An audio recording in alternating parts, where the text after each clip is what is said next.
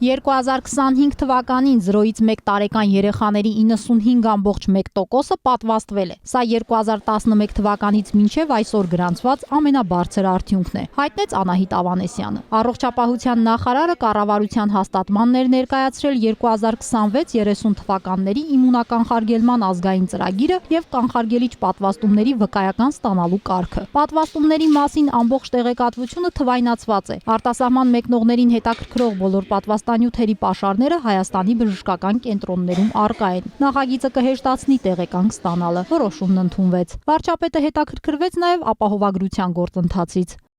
Այսօրվա ժամը 10-ի դրությամբ մենք ունենք 87,048 ապահովագրական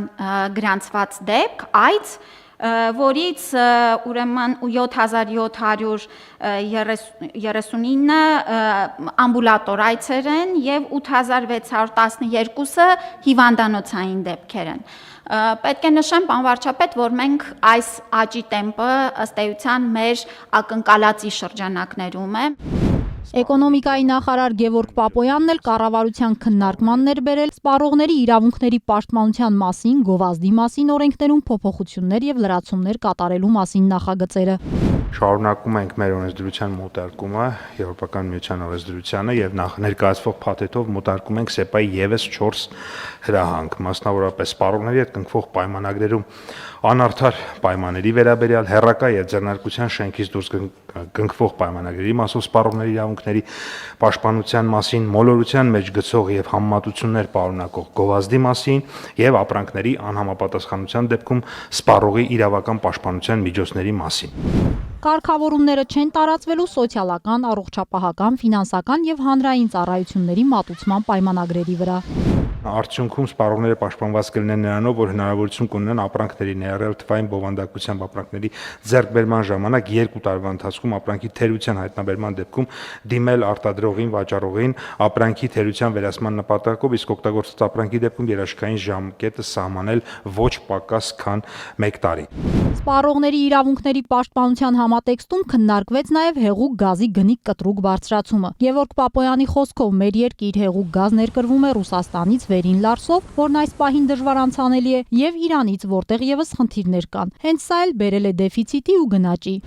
Այն ինչ որ նկարագրեցիք, արդեն լուրջ խնդրեմ է, հարցը այդ չի, բայց դա խնդիր է, որ այդ թվում պետք է լուծվի տարածաշրջանային մեր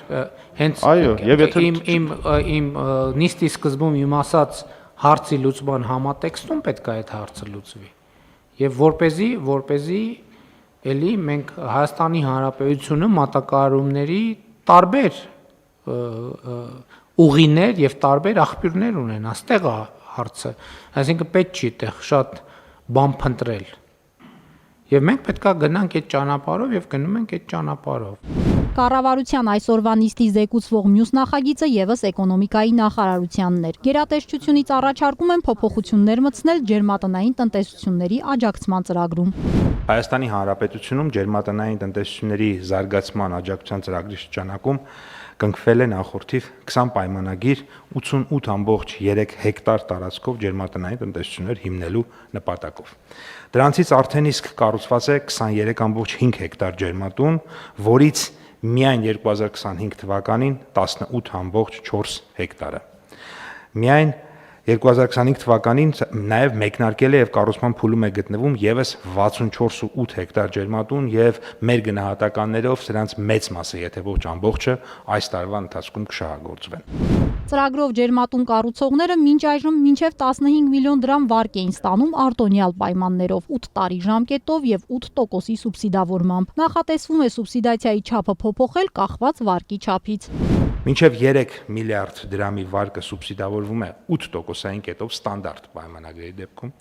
3 միլիարդից ավել մինչև 9 միլիարդ վարկի դեպքում 7%-ային կետով, այսինքն օրինակ վերցրեց 9 միլիարդ, առաջին 3 միլիարդը սուբսիդավորվում է 8%-ային կետով, երկրորդ ուրեմն 6 միլիարդը, մնացած 6 միլիարդը սուբսիդավորվում է 7%-ային կետով։ Եվ 9 միլիարդ դրամից ավել հատվածը մինչև 15 միլիարդ դրամ 6%-ային կետով։ Եթե վարկ վերցնող տնտեսվարողի 63 տարին լրացած լինի, պետությունը 1%-ային կետով կավելացնի սուբսիդավորումը։